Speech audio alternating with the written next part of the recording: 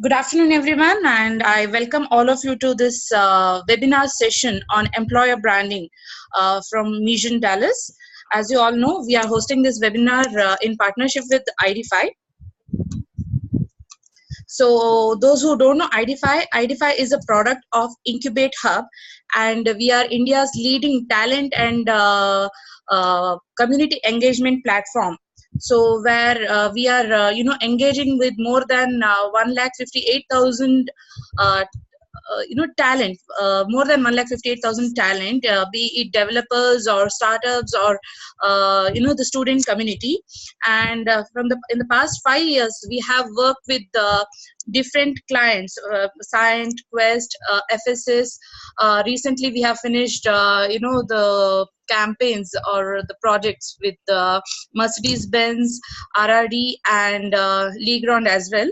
And we have done the talent engagement programs for ITC from past 4 years, and Accenture, IBM, DCB Bank, Procter & Gamble, Tata, and Bajaj Electricals are are the clients with whom we have worked in the previous years. So how it works is like we create a microsite, we choose the community, and we activate the program and shortlist the talent.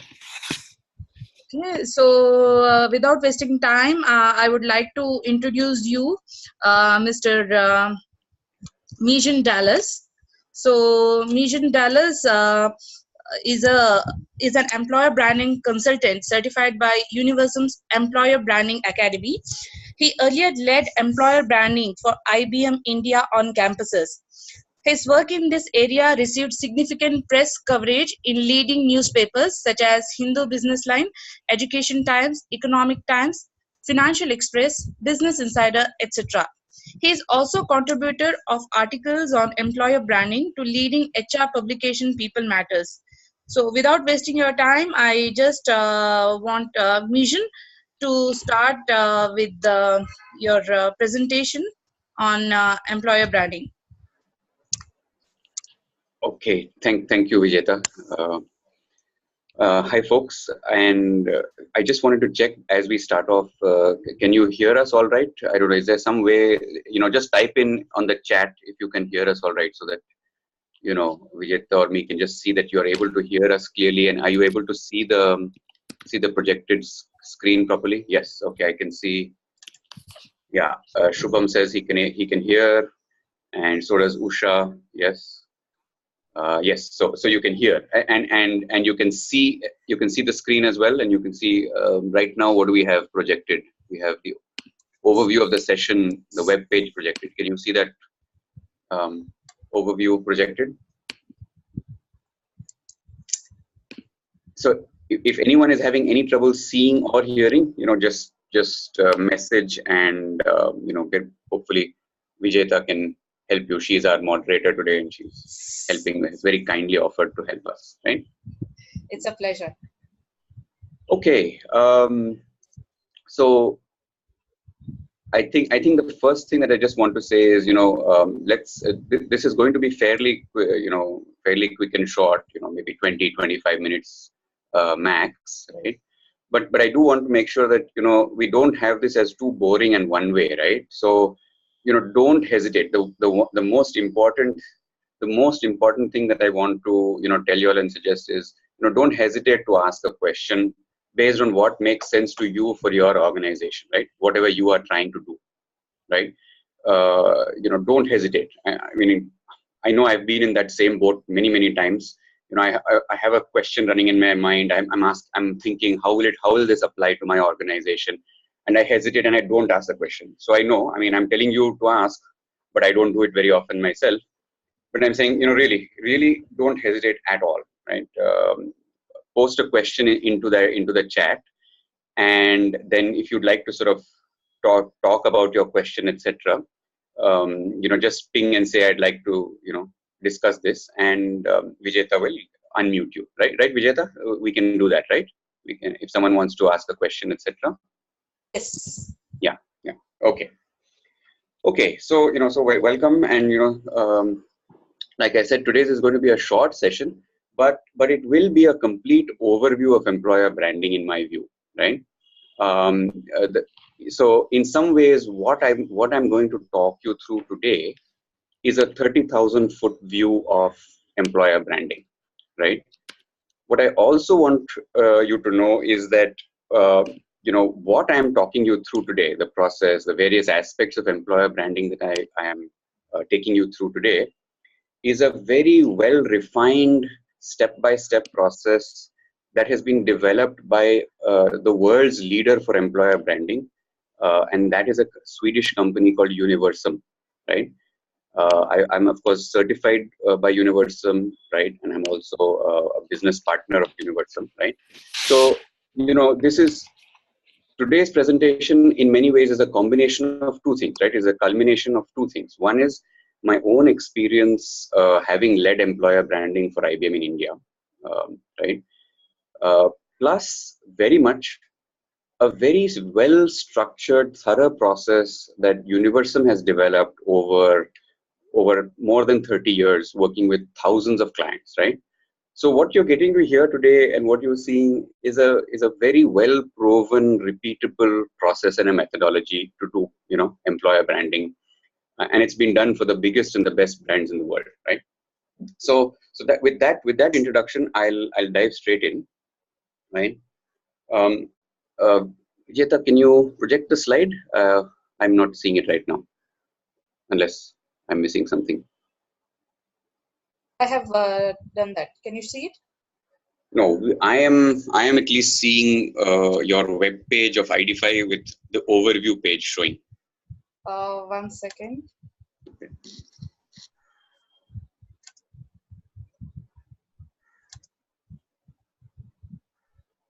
Yeah. Okay.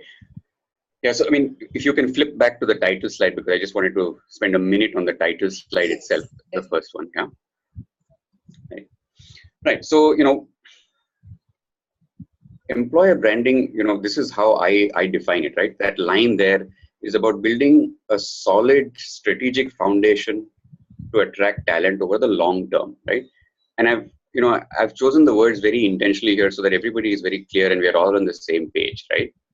See, many times when it comes to talent attraction and recruitment, things are very, very urgent, hurried, etc., right? I know there are heavy demands to fill positions very quickly in a hurry, etc., right? But the only way to break out of that cycle of always being in urgent mode of solving of hiring X number of people or Y type of people or anything is to put in place a long-term employer branding program, right, for your company. And that's why I say solid strategic foundation, and the word there is long-term, right? So, when you're talking to anyone when you're thinking about it yourself, or if you're talking to anyone in your company, senior executives, etc., right? Expectations have to be set very clearly when you start an employer branding initiative, right? You will probably not see any result for 3 or 4 months. You will start seeing some results in 6 to 9 months. You'll start seeing fairly significant results in 18 months, and in 2 to 3 years, you'll really have made a difference, right? So it's a long-term initiative, right? You have to have executive buy-in to say, look, we're not in a hurry here, right? This is not a fly-by-night company we're working for, right? And we are here for the long term. We want to make sure that we solve this problem, and this problem is not of being able to hire top talent isn't going to go away by doing something short term, right? So I just wanted to make that point, and then Vijeta, we can move to the next slide, right? Yes.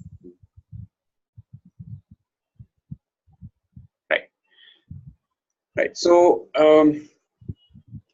you can see here, right? I mean, these are based on my experience, some of the typical challenges that we face with regard to attracting talent, right? Possibly, I'm going clockwise from the top, right? Not being known as a consumer brand, right? Is a very, very common one, right? Where not everybody is a Coca-Cola or a Samsung or Facebook, right?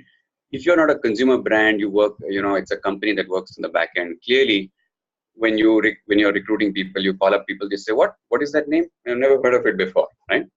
So that's a potential problem, right? head-to-head competition over salaries, right? This keeps happening all the time. Finally, if you're not a very well-known brand, everybody believes that the only way to get good talent is to pay more salary, right? And that is not true if you do sustained, long-term employer branding, right? In future articles or webinars, I will highlight some of the research that shows this, right? There is enough research that is documented that says, you don't have to pay a premium, right? In fact, if you don't do employer branding, you will probably end up paying at least a 20% to a 50% premium on salaries in order to pull the right talent, right? And if you invest in employer branding, it's less likely that you will, end up paying hefty premiums, which are not sustainable in the long term, right? Obviously, many of you would have faced this. If anyone is in talent acquisition, you've faced, tremendous pressure. Business is saying, we have to fill so many positions by this date, and everybody is scampering around, right? So that's one of those real challenges, right? And then, you go around trying to get candidates. You get hundreds and hundreds of candidates. For every 100 candidates you interview, maybe you get one good one, right? Which is just so frustrating, right? And then you get candidates, but then they don't seem like a good fit for the company. They leave within 1 or 2 years. That's another problem. You might get a bright candidate, but if that person is not the right fit from a culture perspective, then they're likely to leave, right?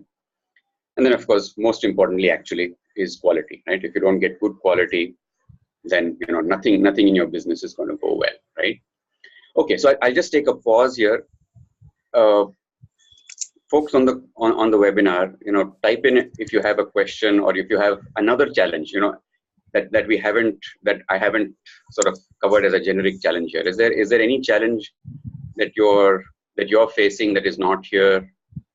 If so, just type in yes and then say, tell us what it is, or we can unmute you and you can tell us. Yeah. Or else they can unmute themselves and they can speak also if it is taking longer time for them to type. Yeah. Okay. Yeah. So okay, if you like, you can just unmute yourself. Yeah, or just let me know, or you can raise the hand there and I can unmute you. Yeah. Okay. So yeah, Rahul is saying, yeah, these are the most important challenges he's faced. Right? Yes. So that thank you for that validation, Rahul. You're a veteran in this field, so glad to get that validation from you. Anyone else? Any challenge that I haven't captured here? I think sometimes I think one thing that I can myself think of is that sometimes brands that are not very well known consumer brands end up getting candidates who are good, who finally decline the offer if a competitor is paying just a little more, right? So that again is a problem, right? Which you can tend to avoid. Once people know about a company, what is the work environment, work culture, etc., right? Then you can certainly attract the candidate, even if the salary is marginally lower than what a competitor is offering. I've seen people do that, right? I've seen people tell me that they'll take a 20%, even up to a 20% lower salary. If they get to work on a particular area in a particular specific opportunity, right? Yeah, the same thing even Shubham is mentioning, that candidate backs out is one of the problem. Yeah, so the offer declines, right? Yeah. You can certainly reduce that. I mean, I can almost assure you can reduce that, right? Once people know what your company is like, what kind of a place it is to work, the opportunities you have, that's good. Okay, so I won't spend any more time on this, right? Let's move on to the next slide, Vijeta. Yeah. Right. So, I mean, what are the sort of typical benefits you could expect, right, from doing an employer branding program over the long term, right? Well, let's start with the pyramid on the left-hand side, right? In an ideal sense, of course, that's what I put in the picture. In an ideal sense, you really want to change the game, right? Instead of ending up as a talent acquisition or as an HR team, instead of ending up chasing candidates, calling them all the time, trying to, get them to come along for an interview or whatever else, right? You want to in an ideal sense, over a 3-year period, you want to flip the game so that people start applying to you, right? People start wanting, right?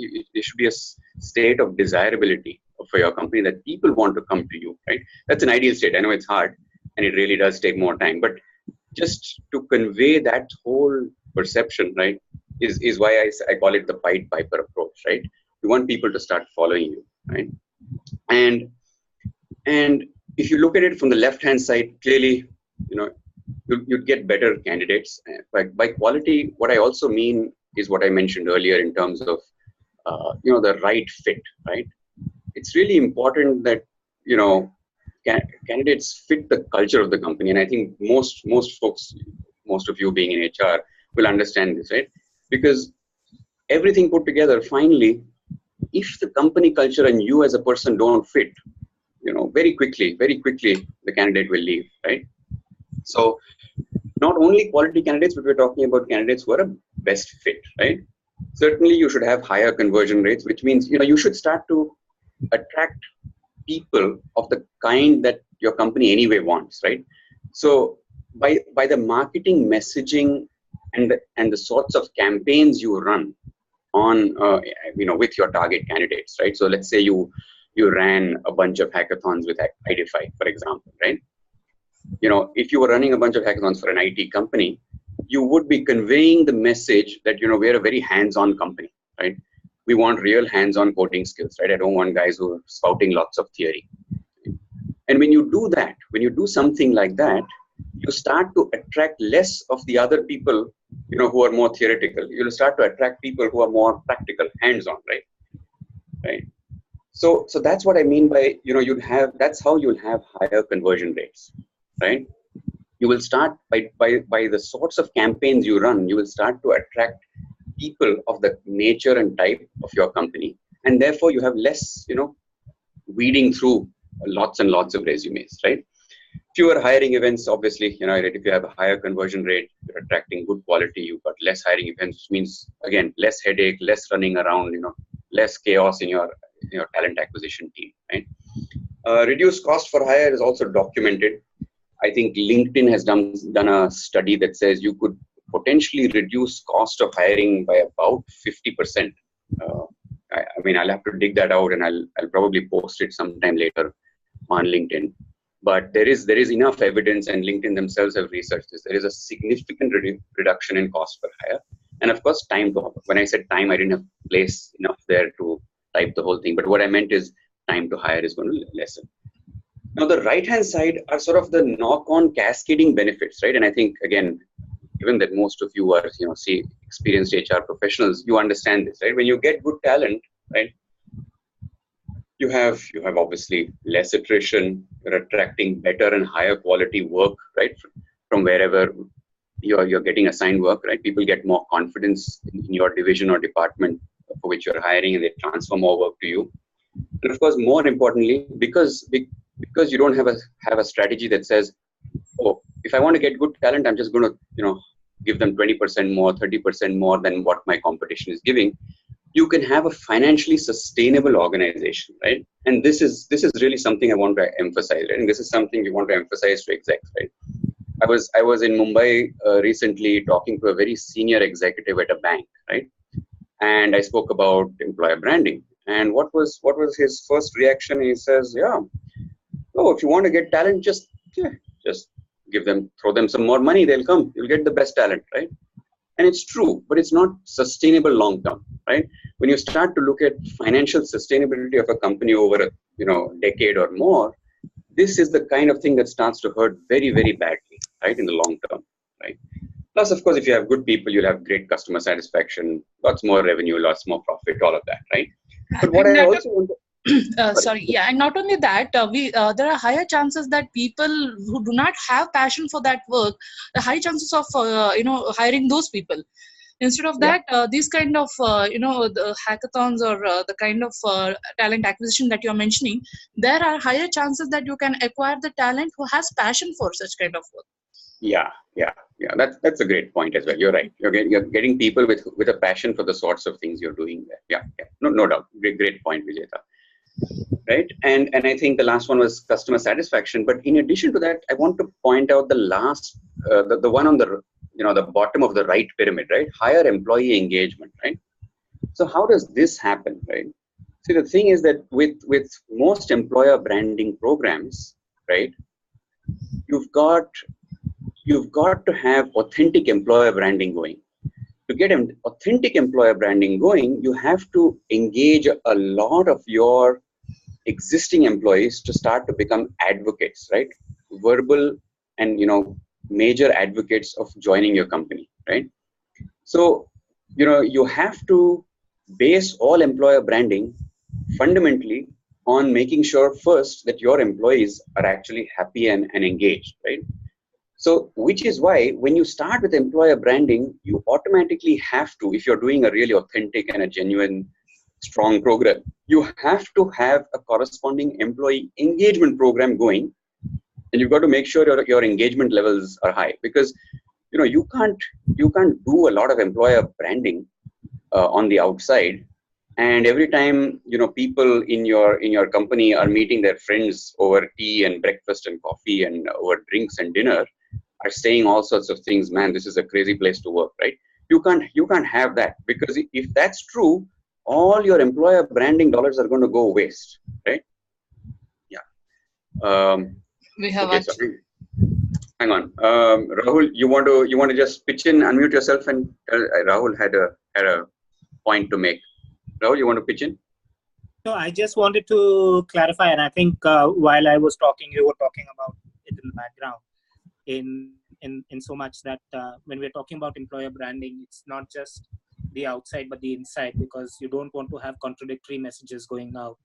While you are positioning your organization at a particular level, but the employees are making noises that are contradictory to that image.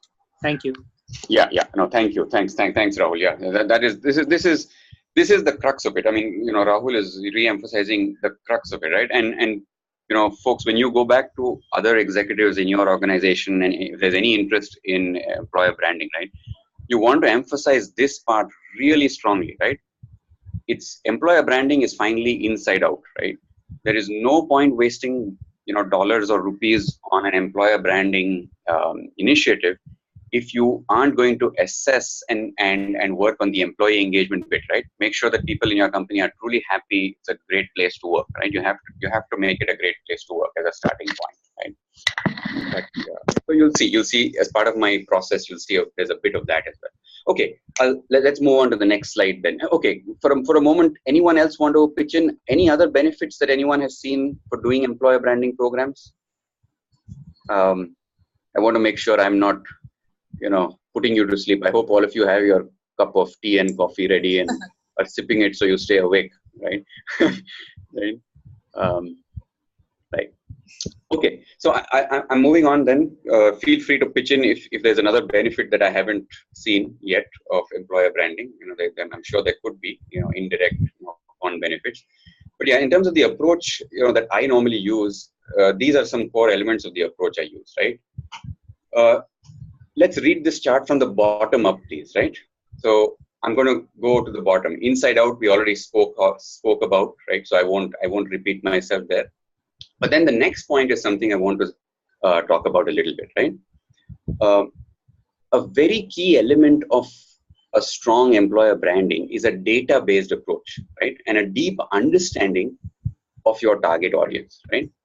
What does my target audience really want? What do they value most, right? What do millennials, for example, today value? I mean, I'm a dinosaur now. I mean, I passed out in 1996. I only know what, we as engineering students wanted in 1996, right? I don't know what, the world has changed so much. India has progressed so much. There are so many opportunities now. It is so much more a candidate-driven market than it was, 22 or 23 years ago, right? So things could have changed drastically. We were all in campus sitting there and saying, as long as I get a job before I leave campus, I'm happy, right? And it's probably a very, very different situation right now, right? So what I want to emphasize is, deep understanding of your target audience and a data-based approach are very fundamental to what I highly advocate. And of course, this is what Universum as a leading employer brand company advocates, right? So, The next part is, second from the top, is that I like to sort of use a non-directive approach, right? I mean, of course, I've done employer branding for IBM, but every company is different. Every context, every situation is different. So as far as possible, I try not to tell people what to do, right? Of course, we go through a process, we ask the right questions, we try to gather the right information and data, and then make informed choices, with the concerned, executive stakeholders, right? But as far as possible, I prefer not to tell people exactly what to do, apart from a generic framework or a guideline, and take them through that process, right? In an ideal sense, my goal is to say that, if I'm working with a company on employer branding, I would like to make them self-sufficient in, 12 to 18 months maximum, right? They should have, I would have really achieved my objective if they don't need me anymore in 12 to 18 months, right? Then that's my ideal goal, right? And of course, the last thing, again, I won't belabor because I spoke about it earlier, a long-term approach, right? And a series of simple, quiet, yet effective campaigns is my style, right? Not making a big noise, big splash, sort of song and dance stuff, right? So, yeah, I think that's about my approach. Any comments, any questions, anything on this slide or the previous one if I didn't give you enough time on the benefits? Just type in something if you have something. Don't hesitate if you want to say something. Right. Nope, nothing. Okay, Vijeta, let's move on to the next slide then. Right. Vijeta. Yeah. Yeah, we can move on to the next slide, I think. Yeah. Yes, okay. I have changed. Okay. So here is the process, right? And as I mentioned earlier, this is not my process. I can't take any credit for coming up with such a good process, right? This process has come to us from Universum, fundamentally, right? This is the Swedish company. If you type the words employer branding on Google, the first thing you will get is Universum, and you'll get their stuff, right? So at a broad level, this is what you need to do. And this is, if you understand this slide, you've understood the 30,000-foot view about what it takes to do a very good, very strong employer branding campaign, right? So I'll start with stakeholder interviews, right? So what I mean by stakeholder interviews is, in any company, finally, any initiative needs funding, right? So you have to figure out who are the people and from where you need to get the funding, right? And you need to understand what are those key funding stakeholders' challenges, right? What are their goals, right? And really understand what specifically is the pain, right? Because without this, it's very unlikely that you'll be able to get an employer branding campaign off the ground in your organization, right? And I can testify to this, that if there's, there are very few things I will take credit for when I did employer branding, right? But I can take credit for the fact that I listened very carefully, very, very carefully, right? To all key executive stakeholders on a regular basis, right? I would have monthly one-on-one meetings with every key stakeholder that had a stake in this whole employer branding, attracting talent thing, and who was going to provide the funding for the employer branding, right? I did this very well. If there's nothing else that I did well, I did this well, right? I listened and I executed on what I heard was a need from key funding executive stakeholders. So your first job then is to identify who are your key funding stakeholders, right? Who is the person who can launch this? You can't get anything off the ground in this world without some funding, right? We all know that, right? One of my earliest mentors from the UK, right, always told me and helped me understand the importance of finance in an organization, right? And he said, if you understand the finances, you can start to get things off the ground. And I really remembered that many years later, right? And then you have to understand, when I say goal alignment, you have to understand what are their business goals, right? Don't start from hiring goals, right? Start with what is the business goal that will be achieved, that needs to be achieved this year? What's your strategy for the year? What's the business goal?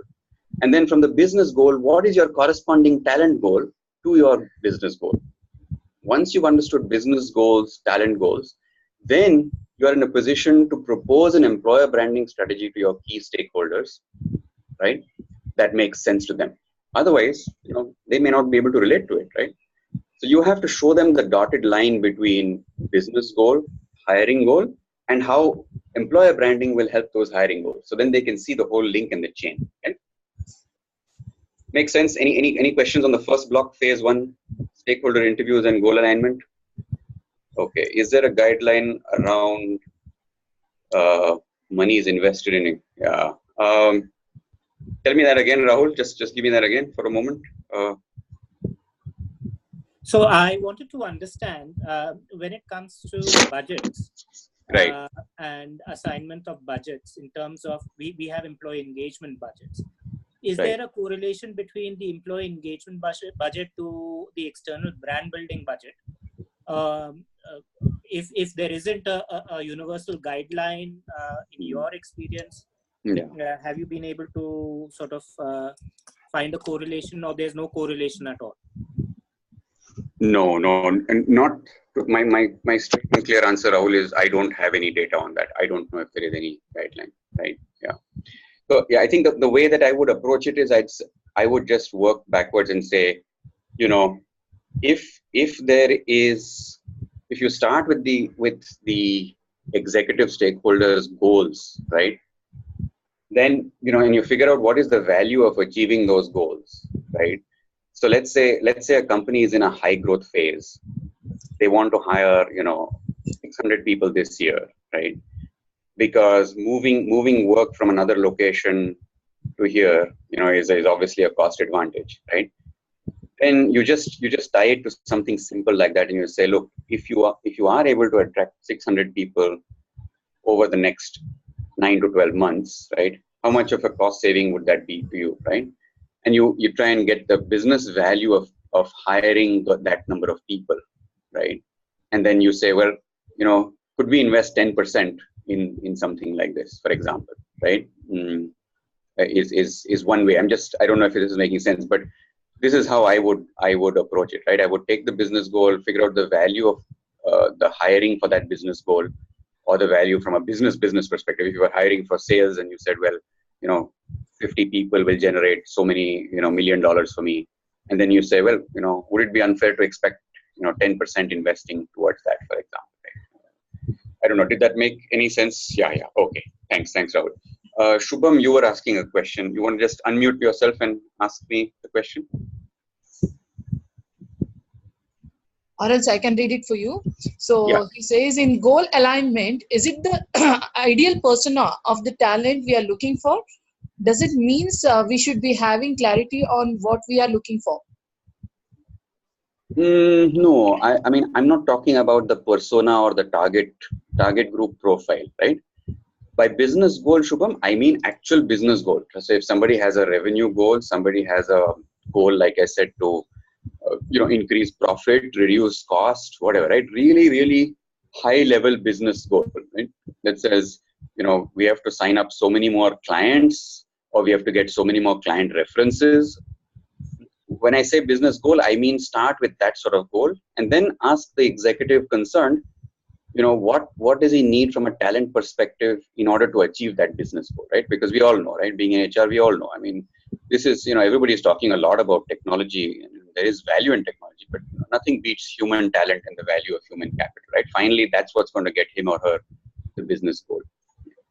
Shubham, did I answer your question? Okay, good. Thank you. Okay, so let's move on to phase 2 then, right? This is where the whole data-driven approach comes, right? So there are 3 things, I've sort of clubbed it into one where you see that little gray circle.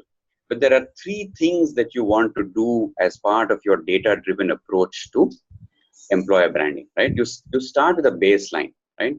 You want to make sure that you're not operating blind, right? And I'm guilty of this myself, right? When I was doing employer branding initially,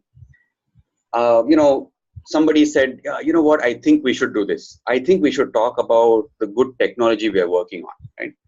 And maybe some bosses said that, maybe a few executives said, and we just got going doing that, right? But a while later, when I got exposed to Universum's methodology, I felt quite foolish, frankly, right? I felt stupid. that, we have been investing dollars almost blindly. We are making decisions without data, right? So, like I said, I don't know whether candidates of today are, that excited about technology. Maybe they are, maybe they aren't. Maybe I'm choosing a wrong example, right? Because many times in technology companies, it is a major factor. But there could be various things, right? You might be talking about, I don't know, work flexibility, right? But maybe more what they are looking for is, right, because they've heard of a lot of layoffs. So you could start doing an employer branding program on a completely wrong foot and waste a lot of dollars if you don't do this basic homework, right?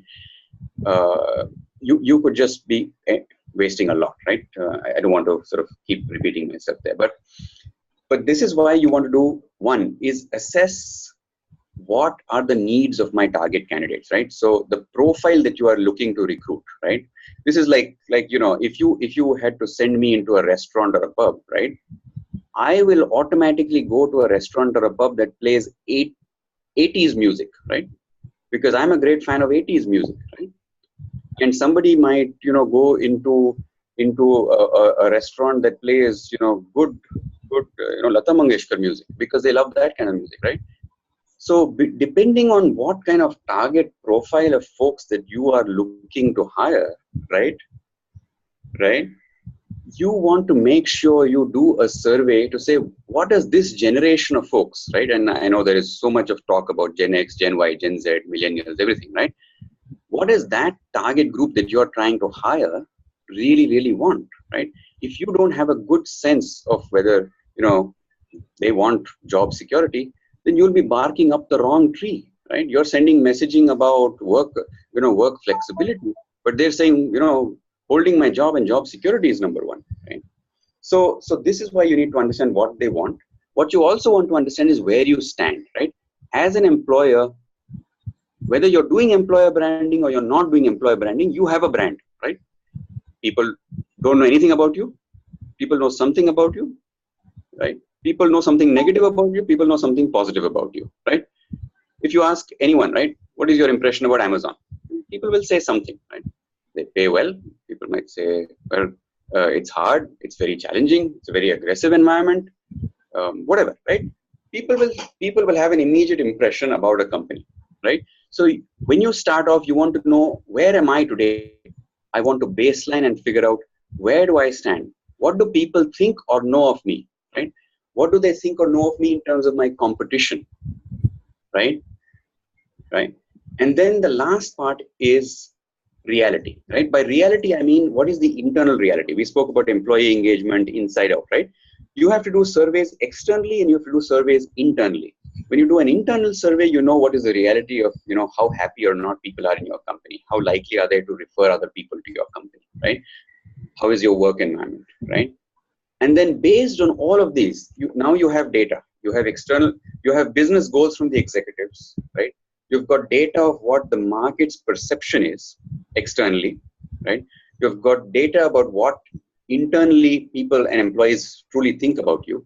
Now you're in a position to do one of two things. If the internal reality is not great, you have to, you can think about to what extent you can do employer branding programs, but more likely you will have to first start investing on employee engagement programs, right? To fix the environment gap, right? If, however, on the other hand, we hope that in your company, the environment is pretty good, your engagement levels are reasonable, then you go down the straight line path and you work on the perception gap. So you found that there are some good things about your company, from your internal focus group discussions, you found there are some good things. And, people just don't know about this great stuff and the great environment and the great work culture that we have and the opportunities we have. Then you start to, you work with all your executive stakeholders and you build what is called your employer value proposition, right? And this means just basically coming up with 2 or 3 key things that is really good about and strong about your company that you want to talk about and build a brand for yourself outside in the market, right? This is what you do next, right? Okay, so I'll pause. Phase 2. Questions on phase 2, developing the employer value proposition and all the database stuff.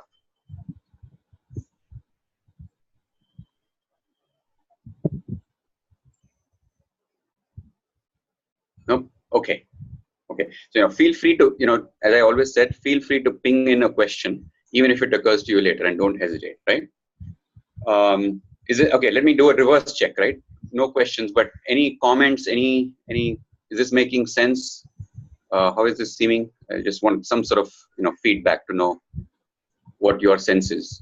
Am I talking too much theory? This is not practical. You can tell me. Feel free and bluntly tell me if something is very theoretical and this is all nice in theory but not good practically.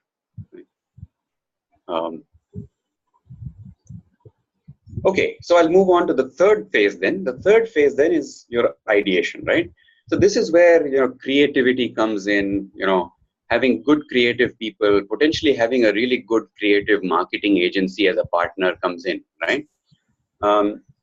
It's all about how good you can get, right? So for example, when I was in IBM, one of the things we used to struggle with is that we couldn't, a lot of good work that IBM was doing, deep algorithmic work that IBM was doing in terms of research in AI, etc., was really hard to communicate, right? When we spoke to, top-notch IIT professors and IIT students, they could truly understand because they understood algorithms.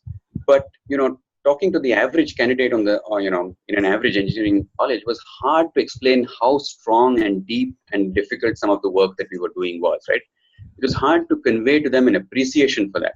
And so we came up with a campaign to tie our artificial intelligence to a robot. I think in 2015, we had tied up with a Japanese company, right, which was acquired by SoftBank.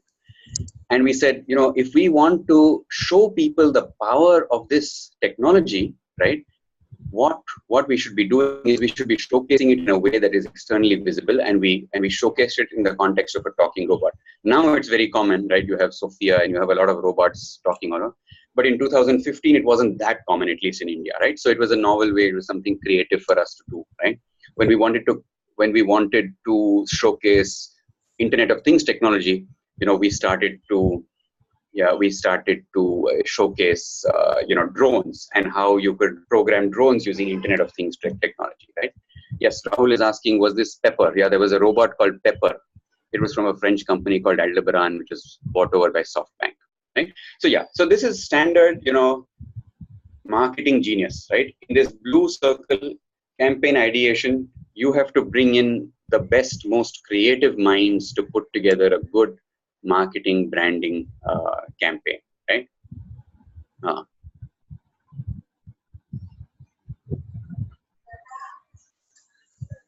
Mezjan?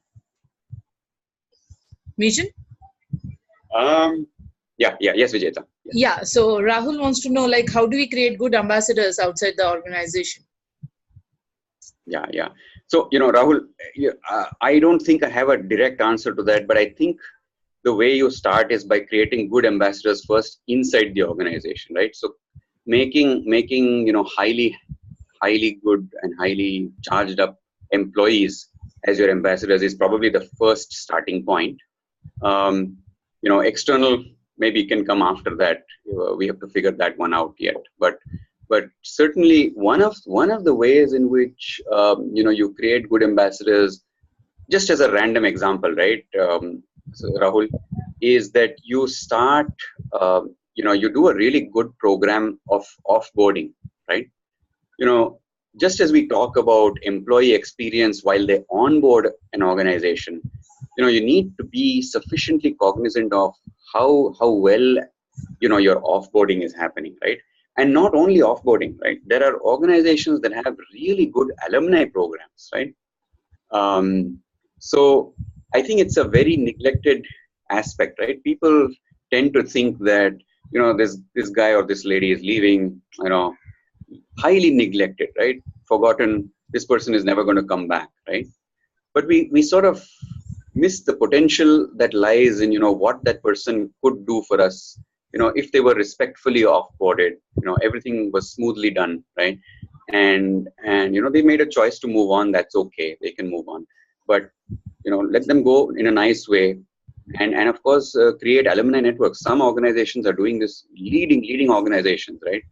Are doing this in a very, very good way and leveraging massive value, not only in terms of rehiring people from their alumni network, but they're also doing it in terms of, creating business networking opportunities for the organization, right? Stay in touch with the person.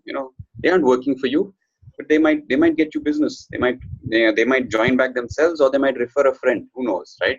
Yeah. I mean, chances are sometimes slimmer once they've left the organization that they'll refer people in. But if the whole experience has been good, they just felt it was it was a respectful exit, they might reflect on things and say, well, it wasn't so bad after all, actually, right? Yeah.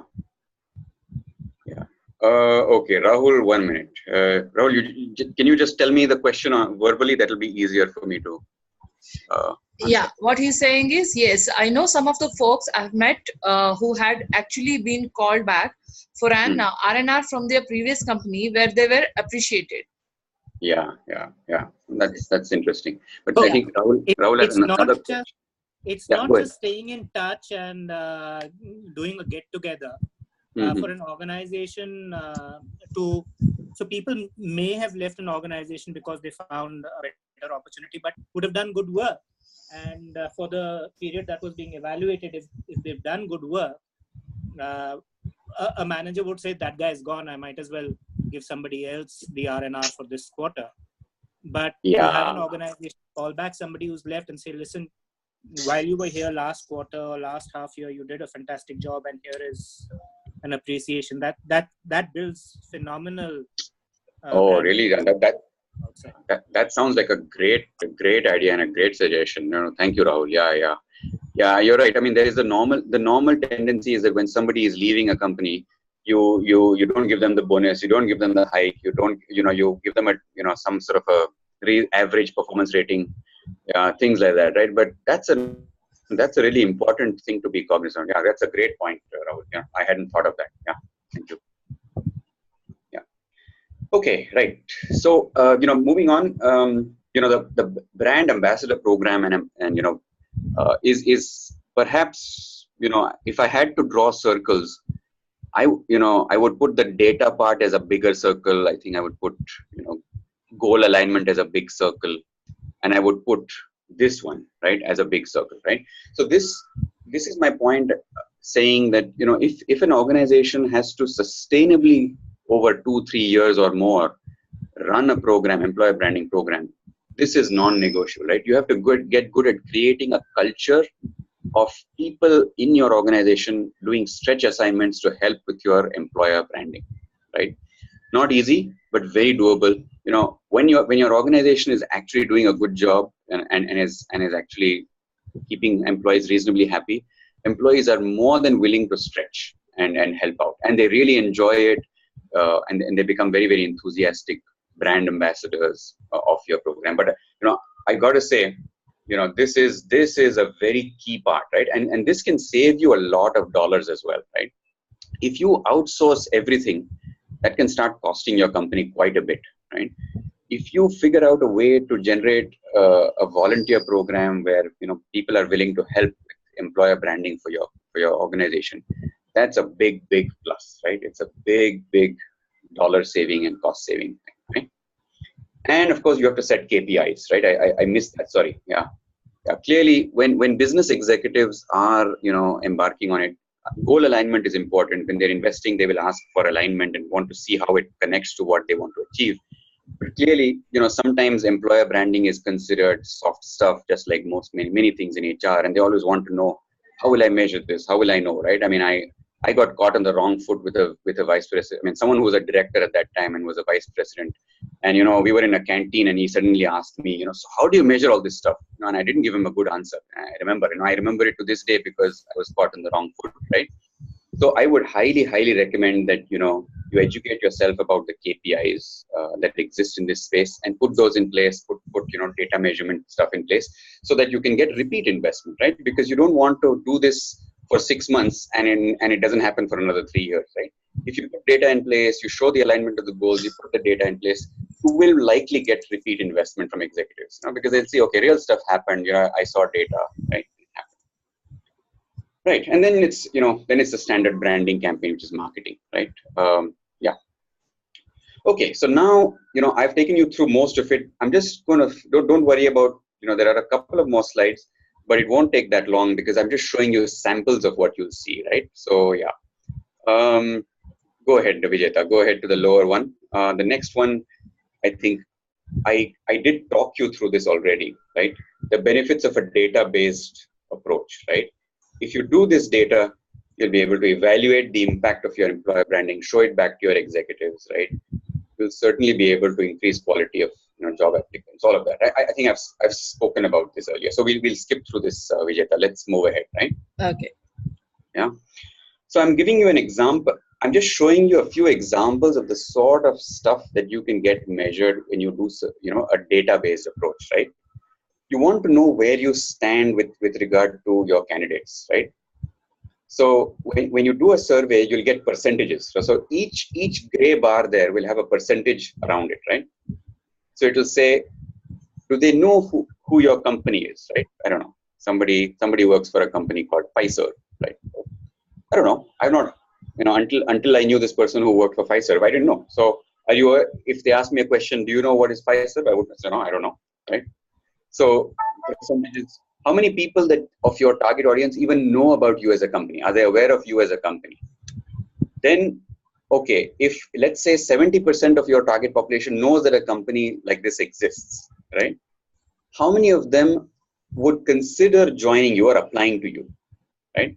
So it's telling you something about candidates' willingness to join you or consider applying to your company, right? Then, in the first slide I spoke about people, the Pied Piper approach, right? Here you're trying to measure how many of them would likely follow you into the company, saying, yeah, we all know, right? I mean, Google is perhaps one of the best examples, right? You tell me somebody who says, no, I don't think I'd really like to work for Google, right? Like, really? Yeah, is there a chance? Is there some way I can get into Google, right? They've created that image, that perception, right? That's the kind of place I want to work for, right? You get all your stuff delivered at your doorstep, all kinds of interesting things, right? And then finally, looking at actual number of people who applied, right? That's at the bottom of your funnel. So this is one form of data or measurement you can get when you do a data-based approach, right? And this is again, proprietary stuff from Universum, right? This is how they do stuff. I'll quickly move on. Let's move on to the next slide. I'm just giving you a sampling of the sorts of data you can look at, right? When you take a data-based approach, right? So when I talk about, understanding your target audience, right? Here are the 4 dimensions on which you could get a report, right? So Universum's research shows that, typically when a person is considering joining a company, they're considering it on 4 basic dimensions. If you see the 4 quadrants, they're looking at employer reputation and image, right? They're looking at people and culture. How are the people like to work with? What is the culture like? Remuneration and advancement opportunities, of course, without a doubt, and job characteristics. Now, what sort of work will I do when I get in there, right? So, for example, I remember when I was on campus, one particular German company came in and gave us a test that was so repetitive that, seeing how the test was, I decided, if this is the kind of work and this is the culture of the company, I don't want to work for this sort of a company, right? Because this is crazy. I don't know what sort of repetitive stuff are they trying to test me on, right? So based on the sort of work that you're going to get, of course, people will judge you, right? So here is an example that, a company might survey, and they have a whole, you're just seeing the top 3 parameters, right? But you're seeing what is important to target candidates, right? They're seeing that respect for its people is important. So can you see how this would tie into your employer brand messaging or any work that you do? You would want, if you did this survey and you got these kind of results, you would want to create campaigns that are designed to send the message that, there's respect for people there, right? Or it's a friendly work environment, right? You would have complete campaigns designed around that, right? So, yeah, for example, if you had customer focus, right? You might want to do a hackathon on campus, right? Where you had a customer define the problem, right? By a simple act like that, you are defining the culture of your company as a customer-focused company. So we don't work on just random problems. We work on trying to figure out and solve problems that our customers are having, right? Send that message across, right? I'll move on, and then if you all have any questions on the data and reports, you can fire off all of them together, right? Then you want to know again in terms of where to let's move on, Vijeta, to the next slide. Yeah. So one more question is there. Maybe you'll try to answer that later. Yeah, let me just finish these reports and the data charts, and then we'll get into the question, right? So another key thing is that when you're investing your investment dollars, right? Where should you be investing it, right? Now look at the very interesting insight here. Should I do a LinkedIn campaign? Should I do a Facebook campaign, or should I just enhance my company website, right? I can tell you, if I had gone with gut feel and instinct, I would have said I should do it on LinkedIn. Maybe a lot of my colleagues would have said do it on Facebook. But strange. It's saying just work on your website, because as part of these surveys we ask candidates the question about where do you learn about the company from, right? What is your primary source of information about this company? And then based on where maximum candidates respond, you can channelize your investment dollars for maximum return on investment, right? Then in terms of what are their career goals, right? Look at that. To be a manager of people, right? Now again, if you just did a technology campaign all the time and you said, I will only showcase the great technology we work on in this company as an example, sorry, I keep going to technology because I work for a technology company, right? Again, you're probably not sending the most useful messaging out across to people, right? Because they're saying, I want to become a manager. Tell me how quickly can I become a manager in 3 years or 4 years or 5 years, right? And if you tell me in 3 years, I'll get a promotion to become a manager of 3 and I have a team of 4 people or 5 people, I'm going to come join you, right? What a really important piece of information to have, right? And then look at candidate influencers, right? For example, look at parents, right? This was, of course, these were surveys done from campus graduates, So I know some really smart companies, some absolutely world-leading companies in this space, right? I mean, companies that not in employer branding, but really leaders in the consulting space. They go to campus and they involve parents in their events, right? They invite parents, right? So can you see the impact of taking a data-based approach? When you start to realize that parents are key influencers, now again, this is, this could be old data. Today's millennials parents might be right at the bottom. But I'm just saying, if you take the data-based approach, your investments are much more narrow, focused, and in a useful area, right? Right. Okay. So I just wanted to quickly highlight the various types of information or data you could get. Yeah. There was a question. Tell me, Vijayata. Yeah. So, Mezjan, Rahul wants to know, considering he was with IBM earlier, now with Expedia Group, is there any significant difference in branding right to service versus product firms? And how much is the parental influence on young engineering graduate have on jobs or locations, etc.? Yeah, I think I'll just go with that first question to start with, right? Well, is there a difference between service and product? I'm sure there is, right? But only in terms of job characteristics and advancement opportunities, right? So I think I would just say, if you go with the data and you survey your target audience, right, and including the internal reality, you will get an answer for what is, what those people want, right? I'm sure there are differences, right? I think between product and services there are differences, no doubt about that at all, right?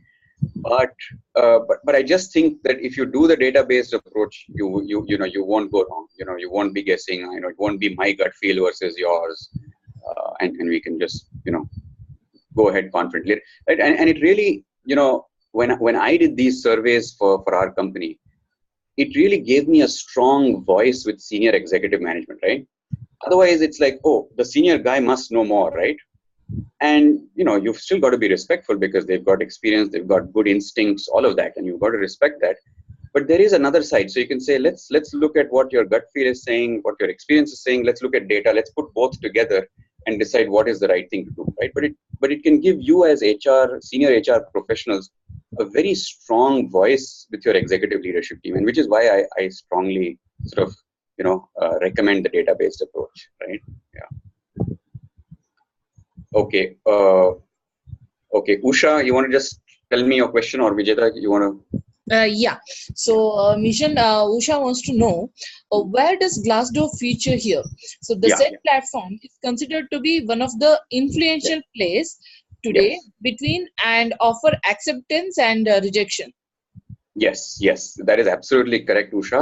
You're right. Glassdoor is a very major platform, right? And that could come in as part of your campaign. So one is it could become a part of your measurements and data input, right? So when you're doing the data part, you can say, you'll have a bunch of teams analyze all your Glassdoor review comments, not only the ratings, but the ratings and the actual subjective comments that are written about your company, right? Because that is a fair indicator of your brand perception, right? So you could make it a portion of your data, and if it is good, you could turn it into a great weapon and a tool for you to do a branding campaign on. So you could possibly release an entire campaign over, say, 12 to 16 weeks, maybe more, where you just start posting good stuff that's being posted on Glassdoor. So if it's good, you can leverage it. If it's not good, it becomes your data point and reference, which you'll use as a measure. Usha, did it help answer, or is there anything left to answer? Yeah, okay, that's good. Okay, so let's move on then, right? I will next slide, Vijeta. Yeah. So just given that we are pretty much running out of time, I'll let you look up this video on YouTube. But this is a great example from Unilever, right? So if you're creating a campaign, one of the things you might want to do as part of your marketing is creating videos, right? Videos are very powerful. And have a look at this video. It's, if you just YouTube or Google Unilever, and the title is, we put labels on our products, not our people, right? It's a fabulous example of a really, really good, fabulous, marketing idea or a branding idea to attract employees, right? I'll leave you with that example. Let's move on to the next slide, Vijeta. Yeah, here is an example of an employer value proposition, right? This European company has come up with a value proposition that says, if you come to us, we allow you to be who you are, right? Who you are as a person. We allow your natural self to blossom here. We don't stifle it. We don't try to box you in, right? What a unique one, right? Most companies come out with things like, we are innovation, right? We do a lot of innovation, right? We do whatever, things like that, right? A world of opportunity. You'll see hundreds of companies saying, oh, there are so many careers you can have with us. It's a world of opportunity out here, right? So that's key. When you and your executive leadership team come up with an employer value proposition, you want to come up with something that is unique, right? That differentiates you from the crowd, right? And this is I'm just putting this up as an example, right? You can see how powerful something like this could be. Let's move on to the next slide then, Vijeta. Yeah. So this is, that's just quickly talking about the kinds of services and the building blocks that it takes to do an employer branding proposition. Many of these you can probably execute and do with people in your company. And of course, those which you can't, you outsource, right? So, doing the market research is a key one, creating a social media content plan, social media strategy, creating all of the creatives, etc., collateral creation, employee engagement, again, something that many companies do in-house, right? But there are fabulous organizations like Gallup that are experts in employee engagement. You could engage external agencies. Ideation workshops is mostly internal, but somebody can facilitate them. You need to probably have a good internship strategy based on how many freshers you're hiring, etc. Right? Employer value proposition definition workshop to make sure it is really competitive and differentiated from your competition. Right? That's something one can do. A brand ambassador program I spoke about. Contests like what Idify does, right? So Idify would be a great place to, for example, go for contests or hackathons or other sort of initiatives like that. And of course, I said teach to fish. So employer brand training programs are also something that can be offered, right? Let's move on, Vijeta. Yeah. I spoke about KPIs as a way of convincing executives, and it's a deep topic. I have an article coming out shortly in People Matters on this topic, so you can read that for more details. But at a broad level, in the employer branding space, you'll have KPIs in these dimensions, right? You'll have overall talent metrics to say, what is the quality of talent, how quickly did we hire, etc., right? How many applications are we getting? What is our conversion rate? You'll have things like that.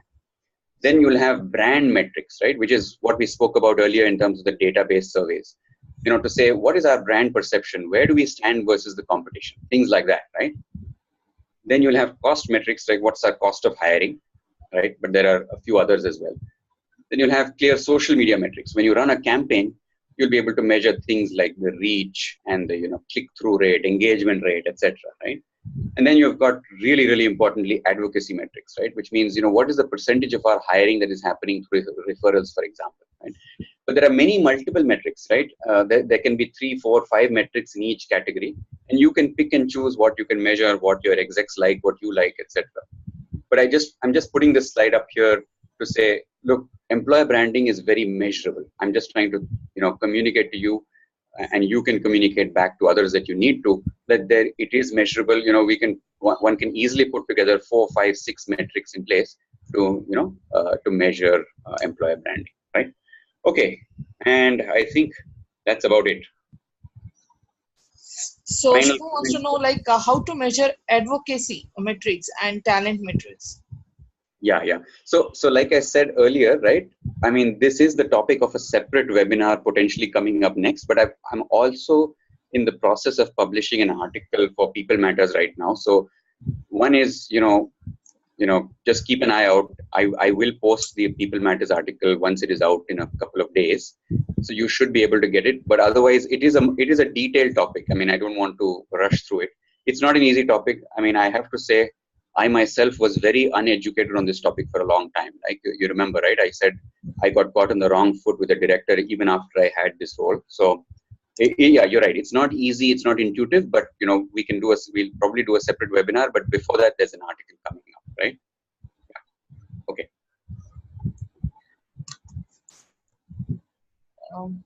Okay. Anything else from anyone else? Is that so?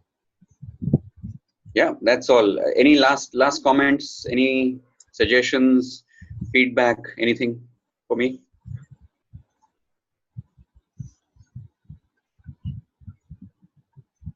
Yeah. Okay. Thank you. Great learning. Yeah. Thank you. It has been helpful. Okay. Thanks, folks. I think it was a very good introductory, introduction to employer branding. Maybe, we can come up with more webinars on the detailed features or detailed programs that they can run with a very big value proposition. Yeah. Right. Thanks, everyone. Thank you for all your participation. It was really, you were a really engaged audience. Thank you. I didn't feel lonely at this end, and I didn't fall asleep either. So thank you. Okay. Yeah, it was a great session, Mezjan. Good luck to you, and thanks for all attending this webinar. We will keep you all posted about our next coming up sessions. Okay. Yeah. Bye. Thanks, Vijayata. Thank you. Bye.